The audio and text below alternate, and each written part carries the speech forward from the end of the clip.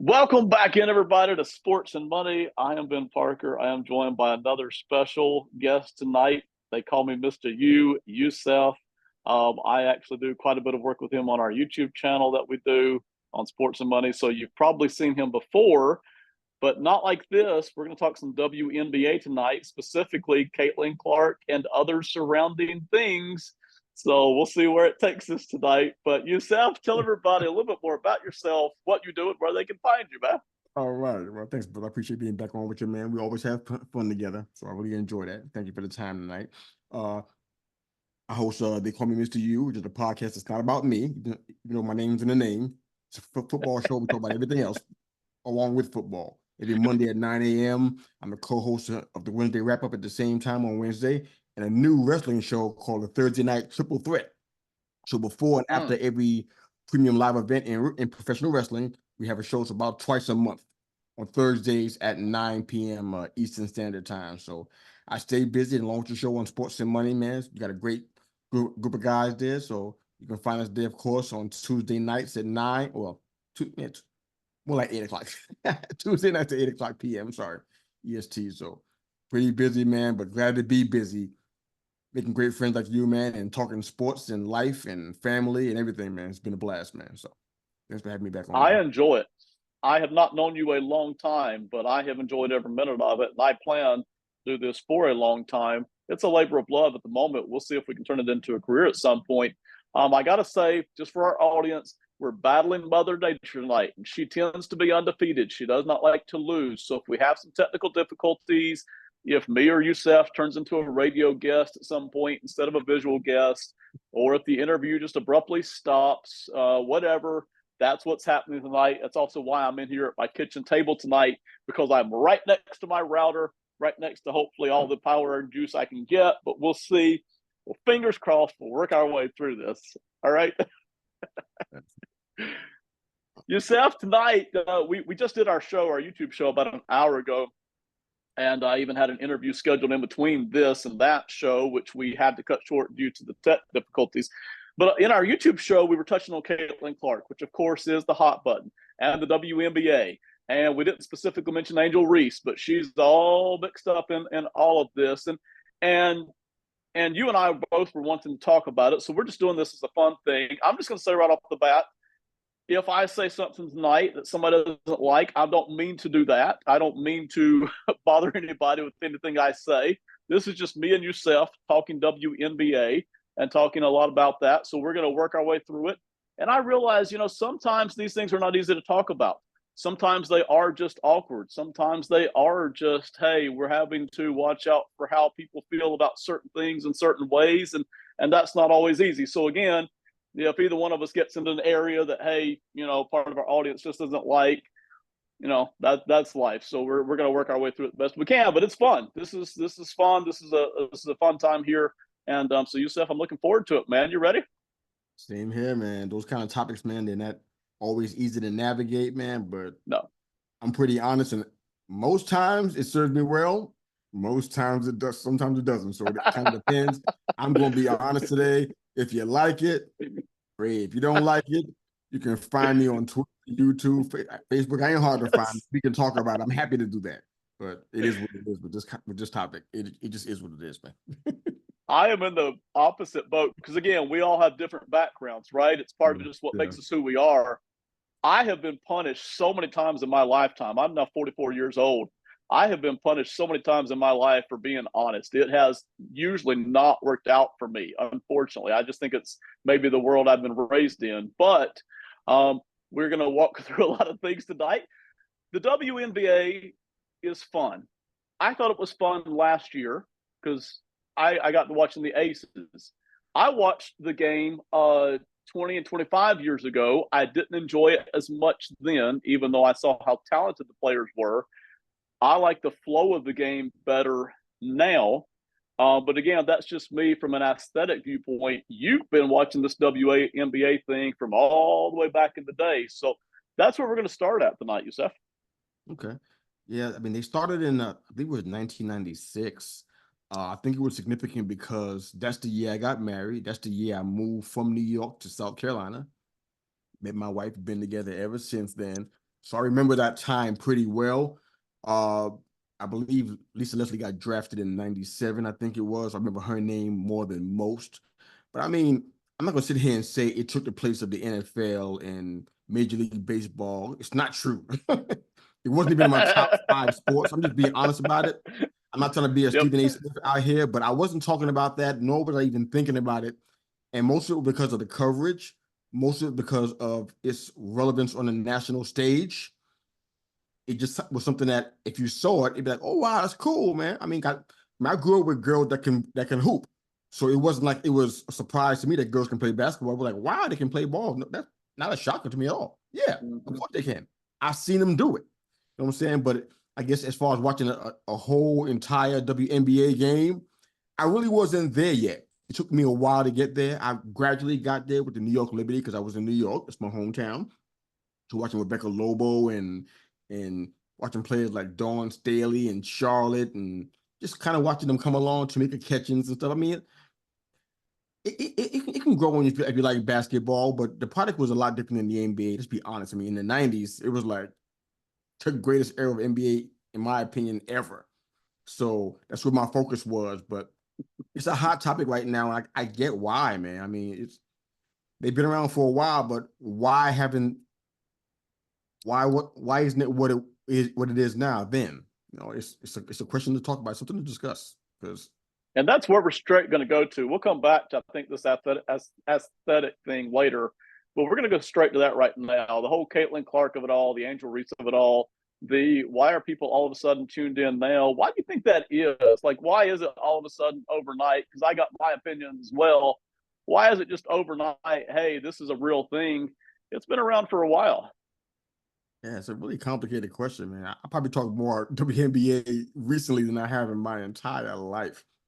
I think every podcast episode I've done on our show on They Call Me Mr. Yu on Monday mornings, I probably talked about the WNBA every single time, even on the Wednesday wrap up. It's been a topic every single week for about 3 or 4 weeks now, even before the incident with Caitlin Clark, all the way back to Angel Reese, and we've been talking about WNBA long before this. But you know, it's hard because it's hard to follow it because I think it's really poorly advertised. I mean, if it's a poll question, when does the season start? What Right. time do they play? That information is not really spread around very good. It's not publicized very well. And on top of that, you know what I'm saying, they play on different channels. It's not like they're not on ABC all the time. They play, I think they bounce around between a couple, maybe even 2 or 3 different channels. So it's like it's Mm-hmm. hard to find them. So that's a problem, along with the fact that you're not marketing them very well. You got the money, you got the ability. Why aren't you using it so that you can kind of promote the product? There's girls out here that probably want to be a basketball player, and you're giving them hope, but they can't find you. They don't know Yeah. when you're playing. It's like, so it's a big problem. I have no idea why it's skyrocketing to this point right now. Honestly, people can say, oh, the easy answer is Caitlin Clark, but honestly, I'm not sure I can buy into that as being the sole reason why this is happening. I mean, the fights and stuff that's going on and the issues back with them and LSU, meaning Caitlin Clark, Caitlin Clark and Angel Reese. I mean, those things Mm-hmm. they got kind of dropped some jaws. They got some people on eyes on the product and stuff. But why is the WNBA on the map right now? I'd love to hear your answer, man, because I don't really know the answer to this question. I really don't know. Yeah, I'll give you my two quick opinions on that, and we'll go any direction you want to go from there. I do think today's game is better, more pleasing than it was 25, 30 years ago.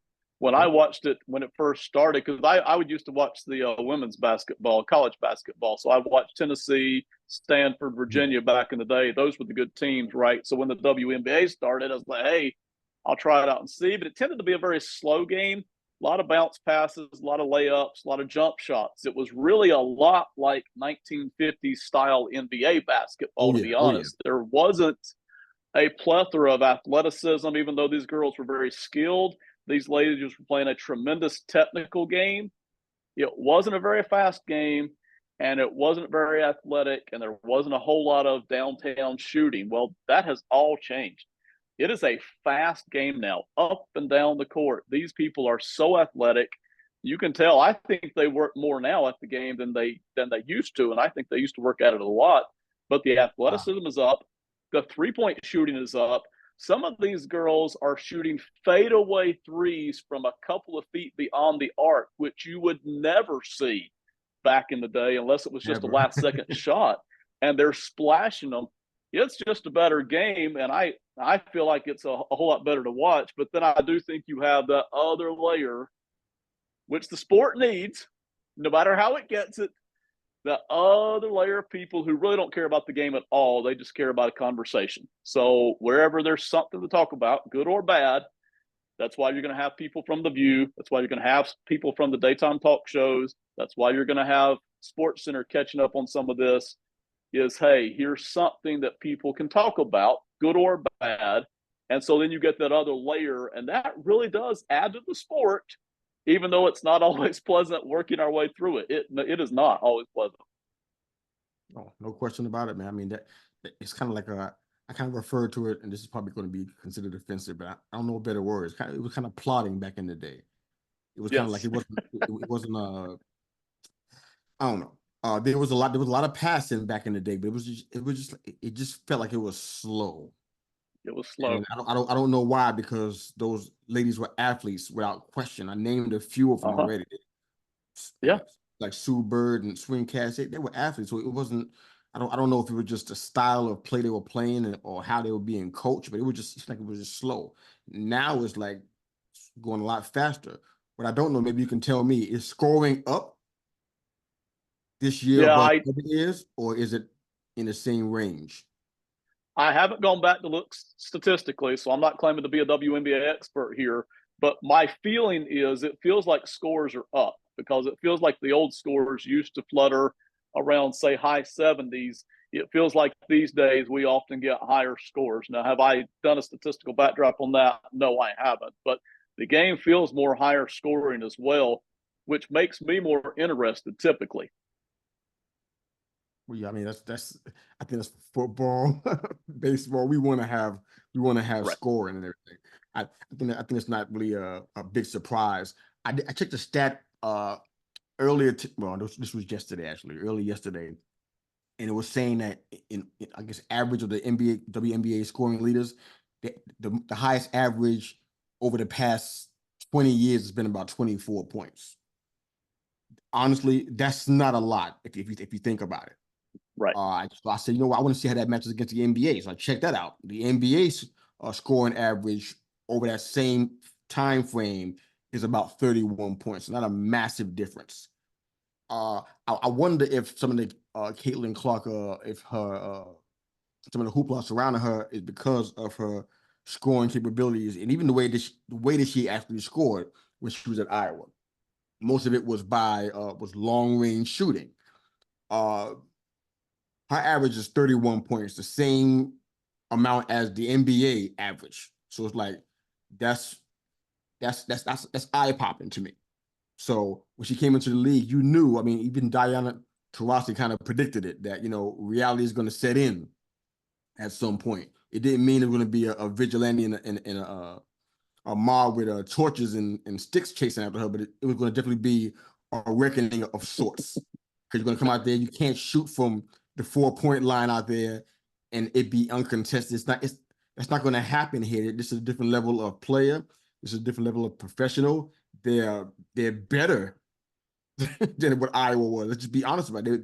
They're better than almost everybody in the league, which you want to Mm-hmm. exclude South Carolina and maybe LSU to some small degree. But she's in it now. She's in the soup right now. And it's amazing to me that and we'll talk about it as we go along. There's a lot going on, and there's a lot of history in this, and a lot happening there. But in your mind, man, what are you thinking about? Her impact on the game. Do you feel like the game there's more eyes on it because of her? Because I don't think you mentioned that, but do you feel like she's a part in this, or should she be? I feel like she's brought on an extra layer. I do feel Okay. like because again, I'm somebody who watched it last year when the Aces were killing it, which they still are Oh yeah, going to. They're yeah. not going anywhere. You talk about a team that has got it's not just one player. They have a Load. legit good stout team. Stout. They're not going anywhere for the next They several loaded. years and well coached. I mean, they got everything. They have presence. They know how to win. They're not going anywhere. So, but that's where it started. You have to have a good product. One person can't just carry it. I mean, you have to have a good product. So the WNBA has a good product. It was good 30 years ago. I think it's better now. It's better supported now. The money is starting to get better now. So Sports Center, listen, there's a lot of power there with ESPN and Sports Center. We've seen that with them covering mid-level college football programs. And we have seen good athletes now being willing to go to more mid-level college football schools because ESPN is covering those schools more over the past 30 years. We've seen that change. ESPN and Sports Center are more willing to put a little bit more emphasis on WNBA. But Caitlin Clark and her controversy, deserved or not, fair or not, who cares, is bringing another set of eyeballs to the WNBA. And, will they stay? I don't know. Will they just stay long enough to talk about whatever controversy is going on and then leave? Maybe. But she's bringing another layer onto that. But she's not carrying this. The WNBA has already been growing. They've already been fighting for better salaries. They've already been fighting for better play. And again, the athleticism is incredible in this league. You know what the number one thing that bothers me about Caitlin Clark is? And I didn't realize it until she showed up on this WNBA courts. She's tiny. And she's not as quick as these other girls. Like, that's the number one thing. This physical stuff will fade away slowly. Okay. But if she doesn't start getting her three-point shot off, which she's finding other ways to contribute, right? She's filling it up with rebounds and assists. Credit to her. But if she can't figure out a way to score from downtown, she's not going to be the star that a lot of people think she will be or might be. She's just not, because she is smaller and she's just not as fast as some of these other people that she's playing with. So she's going to have to figure out a way, her and her teammates, and that's important, to get these three-point shots off and let it be clean looks and get hooked up like she was back at Iowa. Yeah, it's a horrible thing when the media makes you, because they're the same ones that'll tear you down. Yeah, a lot of stuff is warranted. Her impact on the game. I mean, let's be honest, the ratings are at an all-time high, and I think she's the reason why. Like you said, her build, and it's concerning to me. From a long-term standpoint. I mean, there's people who are slim. I mean, Steph is not muscular, right? You know what I'm saying? So right. I mean, there's precedent for that, but I'm concerned about that because she's down there fighting against some really big people. I'm curious to see how the season ends as far as the flagrants go, because I ran into a stat where last season they had 65 flagrant fouls. That's hard to understand when you got so much athleticism in the league. How do you have a record historic amount of flagrant fouls? It's saying something to me. So now I'm wondering now, okay, you got athleticism and you got all these big bodies down here, but do you have conditioning? So I'm wondering if she can, in a way, outlast some of these talented peers of hers through her conditioning. Because if you fouling that much, you're probably getting tired and you're getting kind of lazy a little bit, and you can't keep up with somebody, and you're making those kind of plays that result in those kind of fouls and stuff. I mean, she's kind of like, in a bad way, she's kind of the LeBron James of the WNBA in that, not because she's the GOAT or thinks they are the GOAT. He's not, but right. No, but she's notorious for flopping and complaining too. Yeah, it's like those things don't go well together. You can't physically handle the bullying and the physical activity in the paint. You're flopping. If you look at that Angel Reese play, they keep showing on video constantly all over my social media. Angel Reese didn't even touch the girl. She felt like somebody killed her, like somebody shot her or something. And it's like, just bad. So you got that part, and you got a history of complaining, also LeBron-ish. You got a history of complaining. You add those things together, and then the media is making you out to be the savior of the league. I mean, how big can you make the target on this? It's like, the story is making itself. It's not fair, but that's kind of where it is.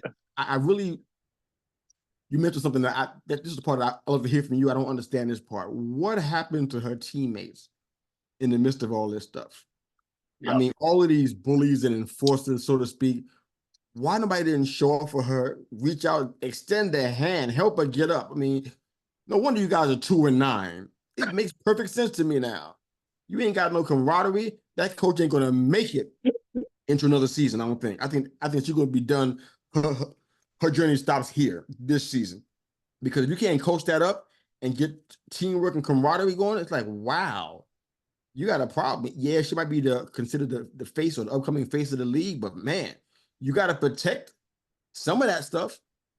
You think that Rodman was on that team, that famous Bulls team, for no reason? You Yeah. think Yeah. why do you think he was there? Why do you think Oakley was there? To protect MJ, to do the dirty work that MJ didn't need to be doing. Yes. And now she's here almost in that same way. There's some comparison there, because Michael Jordan had a rough rookie season. He was slim too. He didn't have the muscle that he had later on in his career. He was slim too. Right. He was getting beat down out there. You don't hear about it much, but it's a sure enough fact. He was getting beat down.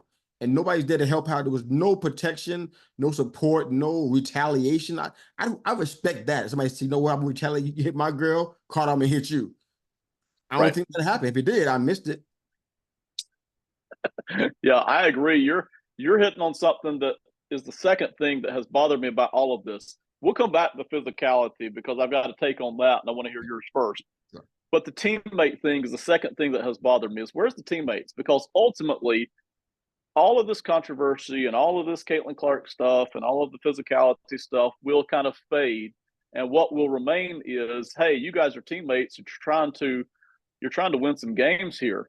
And to me, it's a mark of losing teams. It really is. It's a mark of losing teams that you don't have a lot of fight in you, and you don't have a lot of, hey, let's pick each other up in you. And it's like, hey, no wonder you had first pick in the draft, and no wonder that that you guys continue to just really suck night after night on most of these games. I mean, I forget who it was. It was the Aces. Was it the Aces of the Liberty that drilled them by like 40? I mean, just destroyed them, Might have been. I'm wiped gonna them look it up. out. I think it might be the Liberty, but I'm gonna look it up because I want to know that too. So I'm gonna Yeah, check that I out. mean, just absolute annihilation. And it's like, where's the fight? Because they have a Leah Boston on this team. They've got potential here, but it just does not seem like there's any fight here. It does not seem like there's any kind of, hey, we are a team, and even if we get our tails beat, we are going to fight you night after night. It just kind of seems like they're all standing around waiting for Caitlin to make a play, which maybe it's just too early in her career for her to even make that kind of a play, you know? I mean, she's what, 10, 12 games in? So I don't like the fact that the teammates haven't been coming in here. And listen, it doesn't have to be about Caitlin. It's, hey, we are a team. We are going to fight as a team. We're going to scrap and dog to pick up some wins. And even if we have a bad record, everybody in the league is going to regret playing us because we're just not going to be pushed around. And that really is what it has to be about more than anything else. Yeah, it's pretty sad. In that game you're talking about, that was the Liberty. They got beat by 36. That's when Boston and Clark went out with an injury. I forgot what Boston's injury was, but Clark went out with an ear injury, I guess. I don't know what happened. Somebody popped up or what, but they got blown out for sure. This league is weird. This season is weird, I think, because there's so much. I don't know if you want to call it parity. I'm not really sure how to describe it, but everybody is still so close. The Mystics are probably the only ones that you might consider to be counted out because they haven't won a game yet. And Right. the leader has 9 wins and no losses. It may be hard for them to catch up, but everybody else is kind of in the pocket. Like you can get into a playoff. They have 3 wins now, 4 wins now. You can make it. It's like, so it's not insurmountable. You can make a run and get back in this thing, and that's what makes it kind of cool and competitive, man. But the Fever looks so bad, and on top of that, it's like you have the chance to do that because it appears that nobody else is really doing that besides the Aces. And I had the standings up a minute ago. I'll bring it back up in a sec. But you know, everybody's still kind of in the middle of the pack. That you can still make a run and get into the playoffs. And it's like, why would you not want to fight for that? They don't seem to have any fight. Yeah. They won't even fight against people that are fighting them. So it's like, yes.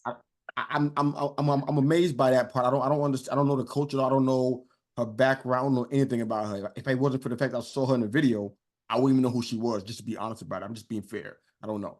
Right. But I don't, it's inexcusable to not have this level of fight at this point where you have a season that's not over. You can still win. You got, like you said, you got Aaliyah Boston. You got talent.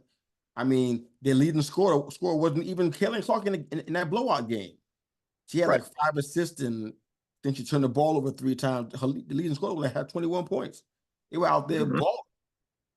And then their leading rebounder was out there. They were out there doing work. So they got talent. You could see it. But Right. for some reason, they don't seem to be together.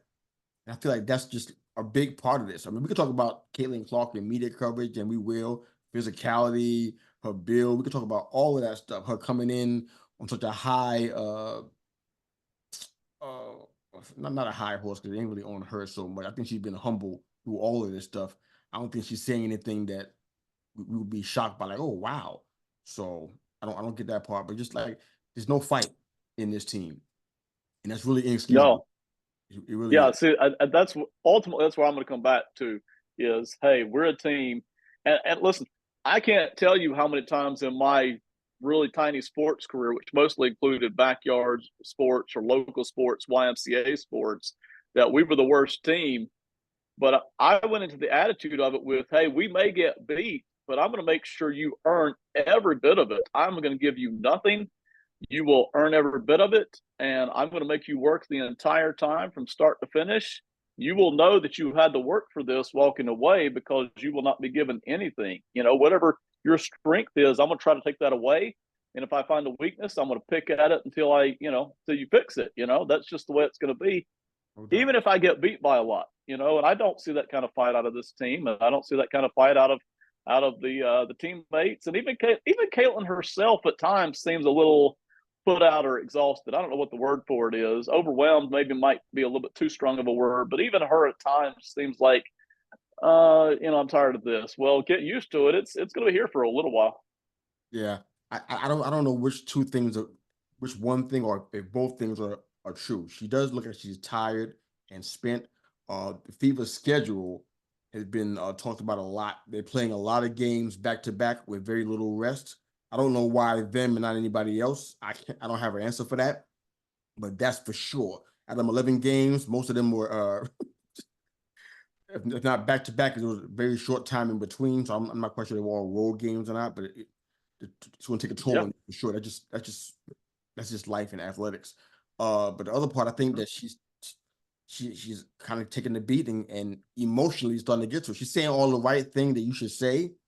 She's saying, you know what, it's part of the game. I'm good with it. I don't think I'm better than anybody else. Da da da da. But when people are beating you with this level of severity and consistency, it has to get to you. I mean, I consider myself an athlete back in the day and whatnot, and me getting hit and beat on, I mean, it does something to your mind. It's like, Yeah.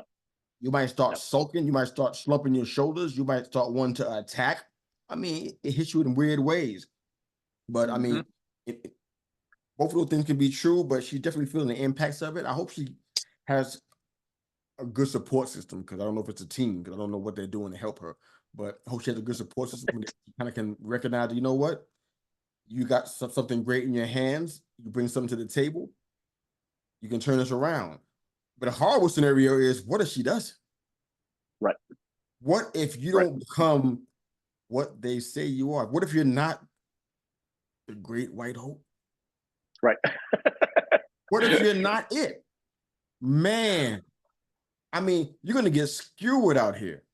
And on top of that, you're going to have people in here happy about it on opposing teams, but it don't help your overall product, though. You missed the whole point. Right. If she's elevating the product, you know what I'm saying?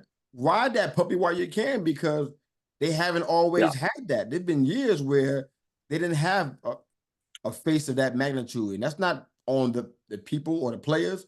Most of that is, not all of it is media coverage and media attention. But they didn't really have anything like this going. This kind of stir was like, when did it ever happen? I don't even remember it ever happening in 28 plus years. So this is a big deal. And So the big deal. Like I was telling you guys about the standings. I went ahead and pulled them back up. I mean, almost everybody in this league has like either 2, 3, 4, 5 games, that they've won. The Yes. Suns only want to have an undefeated record at 9. Our people, the Las Vegas Aces, are 4-2 right now. Yep. Fourth in the conference. So it's like this is almost anybody's game. The second team behind the Suns of the Liberty at 7-2.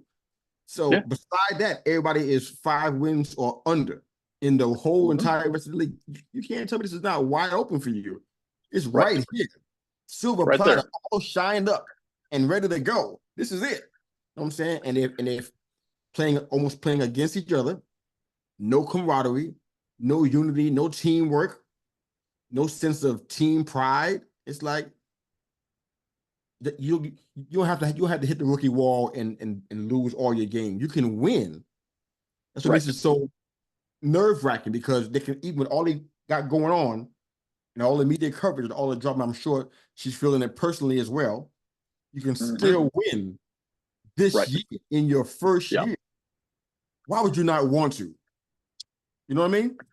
I can't figure out a reason why, and I'll even add on to it. She had a busy schedule at Iowa because not only did she play deep into the college tournament, but she's playing in front of huge crowds every night. So she's had an exhausting year that basically didn't have much downtime before she went right into this WNBA thing. So I figure next year she'll at least be more rested mentally and physically and be more ready for the journey. But I want to ask you about the physicality. How much does it bother you? What's your take on it? I got my take ready, but what do you think about all the physicality we're seeing so far? In regards to Caitlin Clark? Yep, in regards to Caitlin. I'm going to speak to this as an NBA fan. I can't speak to it as a WNBA fan because it's not entirely accurate. I was casual at best. As far as being an NBA fan, like I said, I watched this happen to Jordan, and for me, I'm like, this is the standard. This is the kind of stuff that happens, and it's always been like this. When it comes to women's basketball, I don't know that I've ever seen anything like this before. If it was going on, if it was part of the initiation, so to speak, I didn't know anything about it. If you do, by all means, please share it. But I've never seen it before. Those off the ball plays, that's the part that I don't understand. If you drive the lane and you get clothesline, kind of is what it is. It's par for the course. When you don't even have the ball in your hand, you're not involved in the play, and somebody yells out an expletive towards you and then smashes you, it's really hard to understand what you're thinking about. That just shows the level of rage and the level of contempt that's just boiling over, not just with the Chicago Sky, but with apparently other teams as well. It's like, wow, this is just getting to the point where it's just getting out of hand. But the physical play, I think that she should be tested. I don't mean that the Kennedy Carter play. Trust me, I am not talking about that whatsoever. I think it's reprehensible to do something like that. It's not a basketball play. I'm saying beside that, she should be tested. I think it's smart. If she's known for shooting 3 and 4 from the 4 and 5 point line, which she's known for, you test her physically, and you notice she's slight of build, you should test it. That's just wisdom. If it helped you get a win, why would you not want to do that? Don't let her drive the lane. Don't let her have uncontested shots. Rookie got nothing to do with it. It's just competition. If she's deadly from outside, you need to guard her as such and don't give her the opportunity to do that kind of stuff. She's driving the lane, put some body on her. Because, I mean, in the long run, towards the end throughout the course of 4 quarters, it could work to your advantage for her to be in that place. Right. So that's a good thing. You know I'm saying, but the other stuff, the extracurricular stuff, I think that's sad that that's happening, and it's an indictment of really bad coaching, players who got a history of it that are still doing the same thing and haven't learned anything on their third team. They haven't learned anything. I'm speaking about Kennedy Carter specifically.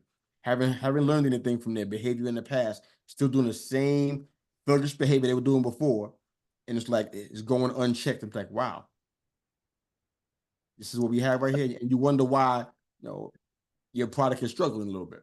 But that's just one of many reasons. But What are you thinking, man? Yeah, I most of the physicality I don't have any problem with. I think we've all seen the Kennedy Carter play. That's the one, and then maybe one other play that I'm like, well, it's maybe a little bit much. The rest of it, I have no problem with. I honestly, my honest feeling is, hey, welcome to professional sports. Welcome to high level college sports. For that matter, welcome to high level high school sports. We are not here on this field. We're going to try to be decent to each other, but we are not here to be your friend. We are not here to support and help you. We are here to beat you. And if being physical is what it will take, then we'll do it. And you mentioned, the Pistons. Well, you mentioned Michael Jordan, but the Pistons of the late '80s beat the crap out of him for about 3 years. Man. I mean, every single night they purposely and unashamedly beat the crap out of Michael. And it took him a while to work through that. He could score right away, but it took him a while. It took him stages to get to where he could win championships and stuff, and to where he could actually be a decent teammate and all of that. But he got there and he dominated. No, maybe Caitlin doesn't do that, but still, she's got to go through stages. But I'm like you. I don't care. Kevin Garnett used to do this in the WNBA. If he had somebody driving through the lane on him, he was going to try his best to just knock you out. I mean, Absolutely. He was going to do his best. He was not going to take that.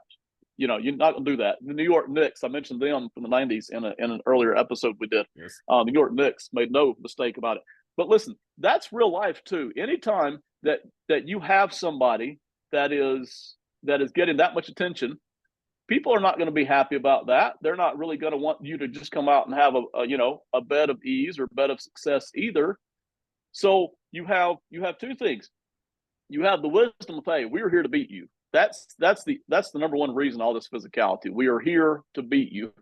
We are going to make it really, really hard for you to get off all these cute little 3-pointers that you want to shoot. And we're also going to make it really, really hard for you to do anything else. But then you also have the added layer of how much attention she's getting. Nobody in the league is going to want her to just come walk right in and start scoring 3-pointers everywhere and just, rack it up. They're not going to want that. And so they're going to clock her every once in a while. And I'm okay with that. It's up to her to work through that, her and her teammates. That's what it's up to. It's up to her and her teammates to work through that, figure out a way to win. I'm okay with all the physicality. It's not just sports. It's real life. I don't care where you are. People don't care what you did somewhere else. People don't give a crap. They want to know what you're going to do right here. That's all they care about. What are you going to do right here, right now, today? They don't care what you've done before. It means nothing. It really doesn't mean anything to anybody anywhere. They only care, what are you going to do right now? And Caitlin's got to show it all over again with these WNBA players, what she's capable of. And you mentioned it. If she's not a star, unfortunately, in today's social media world, that will be way worse than anything she's getting right now. I mean, 10 times worse. The vitriol she'll get off of not being a star. So just for her own sake, I hope she can get to some level of, hey, all-star level, something like that. She's not there yet. Maybe she can at least get to that to keep that vitriol down, because if she doesn't get there, there's a lot of people that want her to get there and are counting on it. And the more people that are counting on it, there's another group of people that just don't want to see it, just because, hey, we don't want anybody to ride in on this bed of flowery ease like Cleopatra out of the river and, have somebody fanning her, feeding her grapes. No, we're going to make this hard for you. And I'm okay with all of that. I'm okay with all the physicality. Yeah. I'll speak to a couple of things. As far as Caitlin Clark goes, I feel like the league, even all the hoopla and all the drama, the WNBA is better with her in it. I'm going to put that out there. That's just a fact. I think she's better for it as well to be a part of this league, because she's learning. The lesson is not easy. It's a hard lesson, but she's learning. She's going to be better because of it. She's going to become a smarter player. Whether she puts on muscle or not, she's going to be a smarter player at the end of the day, because you learn from all of this stuff. I want to just give props to the WNBA, because I want to make it sound like, they're not running a good show. I'm not saying that, but the marketing, I'm standing on that. It's horrible. You know what I'm saying? But as far as the players is concerned, it's a physical league across the board. And it's not just Caitlin Clark. Unfortunately, what you're seeing is part of the problem that people have. All you're seeing is Caitlin Clark. You're not seeing anybody else in what they got going on. Ricky Jackson from I think she's playing for the Sparks. I think it is. I'm not sure, but she was one of the top players that came through as well. But she's getting hammered out there too, and several other names. I mean, I think Cameron getting beat on as well. So it's not just the rookies; everybody's doing Right. that. And you know why it's happening? It's because everybody in the league is, excluding Caitlin Clark and some others, they're bigger and they're faster and they're stronger. Yeah. And it's like it's kind of I won't make it about genetics, but they're coming in bigger, stronger, and faster than ever before. And the league Yes. is it's a whole different breed. And the refs are like, they can't make all these calls because these games will last for like 9 hours. So Right. they let anybody play, and people are getting hit and not even getting calls. So Caitlin Clark's going to have to recognize, you know what? It's not just happening to you in this particular case. A whole bunch of folks around the league are getting hit, and the refs are not calling it because they're letting people play. And I mean, honestly, unless it's obsessive or excessive, excuse me, why would you not let them play, man? I mean, the product is better than it has been in a while, and the play is more physical. That's a good thing. I mean, what kind of WNBA do you want to see? I mean, Right. we saw the one from before, no offense, but it just wasn't our cup of tea as far as the pacing goes. So now we got speed going. We got excellent shooting happening right now. I think the shooting is pretty good. I don't know where it ranks historically, but I think it's pretty good. And then you got physicality, which is something that most diehard NBA fans from back in the day, the 90s specifically. People say the 80s, but tomato. But they want the physicality. And it's happening in this league. It's happening every night, in pretty much every game. You feel like they have to learn how to adjust, especially the rookies. They got to learn how to adjust to this because it doesn't seem to be going anywhere. Totally agree. I like the physicality as long as it doesn't slow down the game and the scoring. So there were times in the 90s where the scoring for me got too tight. And basically I'm thinking about like Heat versus Knicks. You might have literally, y'all go look it up in the audience, you might have a 78-75 final score. And that was just a little bit too low for me. Give me something in the low 90s. I'm okay with it, along with all the physicality. Love it. Right. I don't need 130 to 125. That's too much the other way, But as long as the game is flowing good, I'm happy with the physicality, no matter who it is, whether it's Caitlin Clark or Jackson or Asia Wilson. Listen, you talk about marketing. They have a similar marketing problem to what Major League Baseball has had for many, many, many years now. Not doing a good job, not getting people to know the names of these players. Everybody who watches sports in America should know who Asia Wilson is. She is tremendous. My gosh. She is so good at what she does, and yet so few people do. Even people who watch a lot of Sports Center every night, a lot of times don't know who Asia Wilson is. But not just her. You've got Aaliyah Boston. You've got quite a few players all over the league who are just tremendous. Copper from Phoenix is a tremendous player. I shouldn't say nobody, very few people know who these ladies are. And MLB has the same problem. Major League Baseball, by the way, has kind of sold its soul in that they too are on several different channels. One of the things that the NFL does so well is that they have free games on a regular basis that the public can see on CBS, on NBC, on ABC, on Fox, you name it, every week, not just one game, every 2 or 3 weeks. Every week, the public knows we can get on there on Sunday and see 2 or 3 games that actually matter. And we know we can find this. Now, they can't get every game without paying for it, and that's fine. But MLB has just taken almost all of their product over to several different channels. It's sometimes hard to find. WNBA has unfortunately done the same thing. But even just listen, Sports Center, ESPN, WNBA, marketing, people like Asia Wilson, getting their faces. When you have a big matchup coming up, Liberty versus Aces, advertise that throughout the week. Get people excited about that, stir it up about that. The marketing problem is a big one as well. There's no question about it. Without a doubt, man. WNBA is better today, though. It is. It's a lot better. You can say that it's much. A lot better. How do you feel about the media coverage on Caitlin Clark? Obviously, I think we could all say it's too much, but how much should there be? And who else should be highlighted? Because you mentioned Great White Hope. Listen, there is no doubt. Because listen, she's a great player in college. especially because of her downtown 3-point shooting. It's not the only thing she can do, but that was the big thing, right? That's what really started attracting people. But there's no question that there is a group of people, and it's not everybody. I'm not glossing everybody, but there's no question out there that there's a group of people who only watch because Caitlin is white. And if it was an African American player, a lot of them wouldn't care. So, how much do you feel about how far is the coverage too much? Because it is too much, but how far too much? Uh, I think it's weird for a lot of reasons because even though Caitlin Clark came in with the pedigree she came in with, and it is what it is, man. She did things at Iowa that were historic. You can't deny it. It's that's fine. But for her to come in automatically, she's not going to be the leader of this team.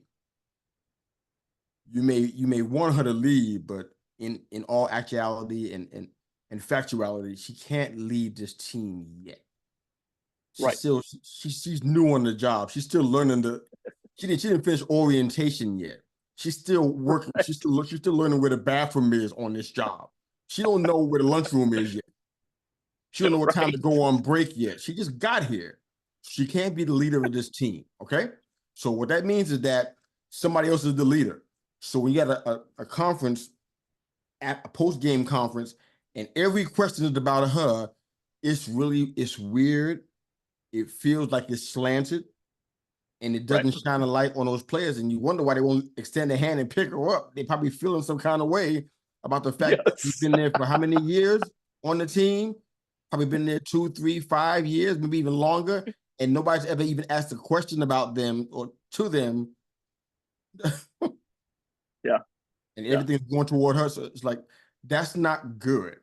All she could do was deflect. She's been doing a great job, but I give her credit. She's been deflecting and making it about the team, which is what she should do. She had to eat and sleep with these people, so you better do that. But that's what people like. You got Asia Wilson out here. I mean, you got people who deserve. I mean, Aaliyah Boston, she deserves some love. Sabria, Ionesco, they deserve that. It's like, why are you ignoring these people? So Diana Taurasi, I mean, she's still playing, right? She's still on the Mercury, right? I mean, she took this love. I mean, what if it feels like it's just going in a direction that it's like it's too much. It's like what scares me is that question I asked earlier. What if she doesn't accomplish what you think she's going to accomplish? What if she doesn't average 1 point like she did in the college? Mm-hmm. Which only averages 11, and she becomes a role player.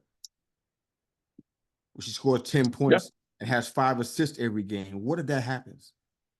What do you do then after a season or 2 seasons of this? What do you do then? You know what I'm saying? It's like just utilize all that you have and market that baby as much as you can. You can't rely on one person because she goes out injured because I think she probably drew the where it ranked her, but it was a very high number where she was ranked with the most fouls drawn, like 46. Yeah. What happened if one of those fouls is really legit hard? She falls down and hurts herself. I ain't talking about I'm talking about really hurts herself. She goes out for a period of time. Mm-hmm. What do you do then? This can't be about one person, man. The WNBA, they don't have the bones to make it. How do I put this gently? that league can't they can't survive on a one-headed monster in this case. I don't know how else to describe it. It's later. I maybe I get my words all mixed up. But they can't survive on one person being the star of this. They got too much talent. They need to utilize all of this talent, play to it, the backstories, the history. Tell those stories, man. Show all of that stuff. Because these people been here for a while. They've been through stuff, and they got legends that they looked up to, like a Sue Bird and Stacey Dales, Nancy Lieberman, and Lisa Leslie. These people are legends, and these people who are playing now looked up to them. You work that stuff. Don't put all your focus, all your news emphasis on one person. It's horrible because what happens? He goes down. What if he goes out for a long period of time, like with an ACL or something? Then what you going to do for a whole year and change? It's like it's not a good strategy. I know she's supposed to be the hope for this league, and in some cases a savior, which is wow, what a powerful phrase. You know what I'm saying, but it's like you can't. There's too much talent out here. I already named people like you named Angel Reese. I mean, she is a fantastic talent. You got Kelsey Plum, Brianna Stewart from the Liberty. I mean, you got talent out here. Cardoso, I mean, a monster in the middle. She's amazing. It's like you can't do this. You saw the Chicago Sky alone, they got like about 3 or 4 players that are like studs out there. Just them alone. Yeah. And they're not even blowing everybody out. They're not running away with anything. And they got 3 or 4 studs on their team. So it tells you how even this whole thing is. You can't put all those eggs in that one basket. I think it's a bad idea. I don't control the pocketbook, but it's a horrible idea. It really is bad. You shouldn't do it. Yeah, I agree. I think we've got 5 to 10 minutes left because I've got another podcast tonight and my phone battery is starting to die out here. Uh-oh. So I want to hit on a couple things, though, because you mentioned it.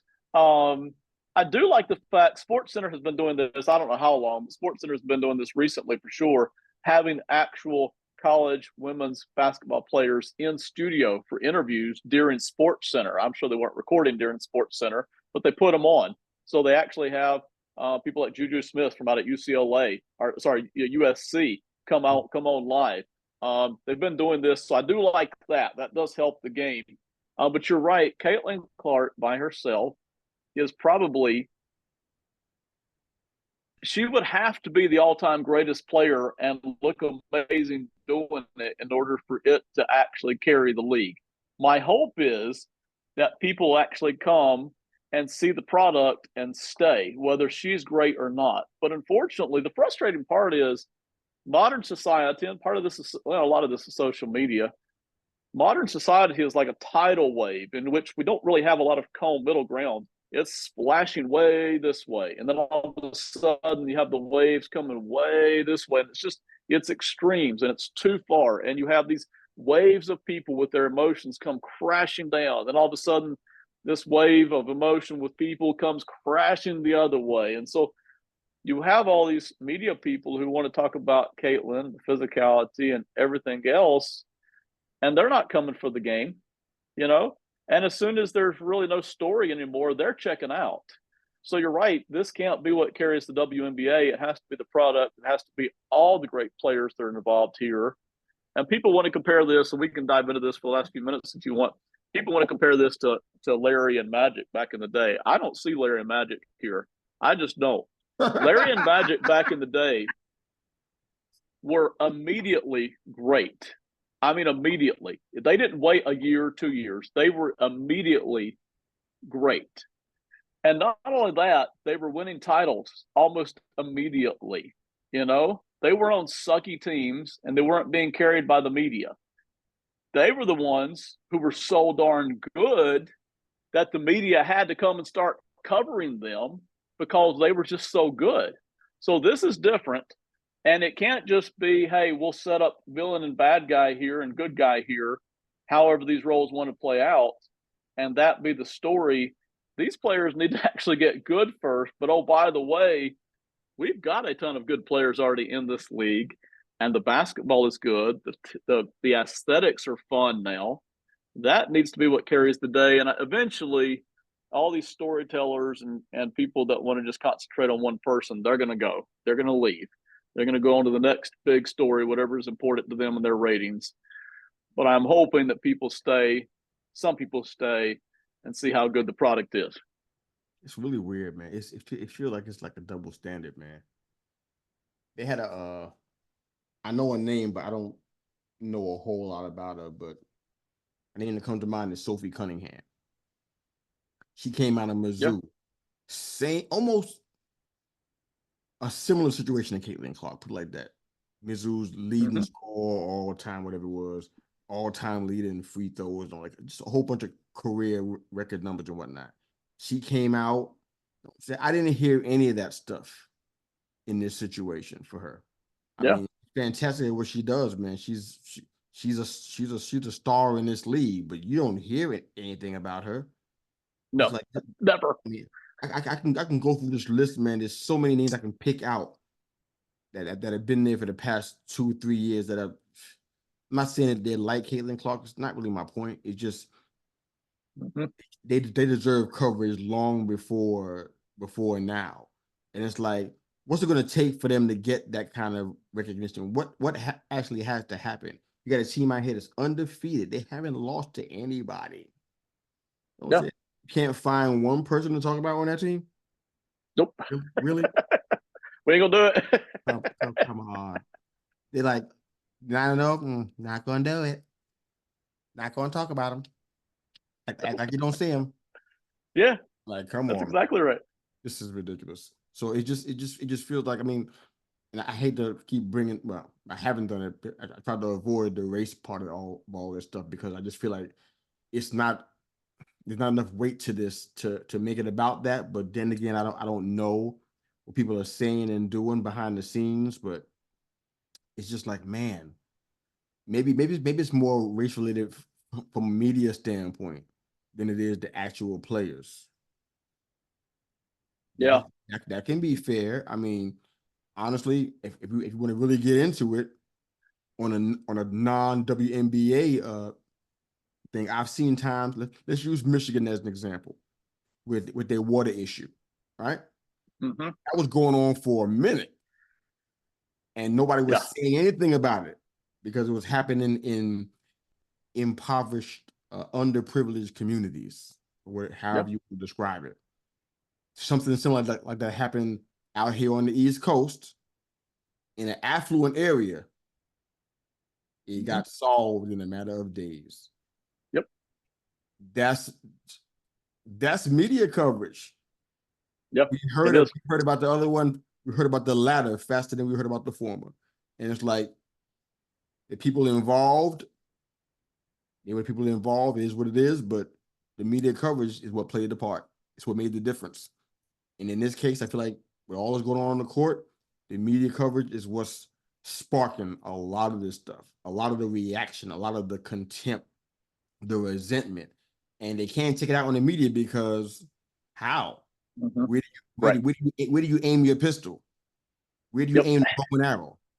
It's like only person there is Caitlin Clark, who they're talking about. And she's on the court with you. Mm-hmm. And you driving down, she's Yes. driving down the lane coming at you, and you're Yes. standing in front of the basket. The media's not there, just you and her. What do you do? Yeah. No, but Man. the media blame is to blame for the majority of this. You know? And the coach is not Yeah. helping. I agree. And I listen, and I apologize that we're doing it right at the end of the show, but I'm going to clumsily walk my way through some of this. And again, it just is what it is. There is a racial component to it. How much? I don't know that anybody can say for sure because I can't go into somebody else's head or heart and know what they're thinking or feeling. I can't do that. But there's no doubt there's a racial component to this because she is white, because she played at Iowa, because she was able to rack up so many points and so many Midwestern folks got so attracted to her and followed her. There's no doubt that there's white folks out there that like her because she's white. Is that wrong? Only if you won't follow an African American player who's doing the same thing, then it gets to be wrong. You should be rooting for whoever a great player is, you know? But there's no doubt that there's a racial part to it. And listen, there's no doubt, listen, Angel Reese does not help herself, okay? Bless her heart. And I love watching her play. And I love her off court personality. She's magnetic. Matter of fact, I think she's more magnetic off court than Caitlin. She actually is. But she don't help herself when she says certain things. She just doesn't. And she seems to sort of embrace that like Dennis Rodman used to embrace it, you know, just kind of who she's trying to be. But Angel Reese doesn't get enough attention. And Angel Reese, there are people who root against her because she's African American. So when she says something, there are people who are like, "Oh, I don't like that," and especially double don't like that because she's African American. I know that's a component of it. I know it is. Now, how much? Again, I can't go out and measure everybody's insides. You know, I only see on the outside. That's all I got access to. But that's definitely a part of it. There are people who root against Caitlin because she's white. There are lots of people who root for her because she's white. There are people who root against Angel because she's getting portrayed as the villain and seems to eat it up, you know. and there are people who are rooting for Angel because she's African American. Now, right now, the largest emotion seems to be people rooting for Caitlin because she's white. That really seems to be the largest surge of emotion out there. And I know that's a component of it, but again, who am I to say how much? Not my place. Yeah, those things is not you're not wrong, man. Those things are happening. I don't I don't land on either side of it. I'm like, No. nah. What I would like to see happen is I don't know if equity is a good word in this situation. But be careful with my all the little buzzwords that people use and they just ruin it for everybody. But let the team get paid their worth, get paid better, and be treated better.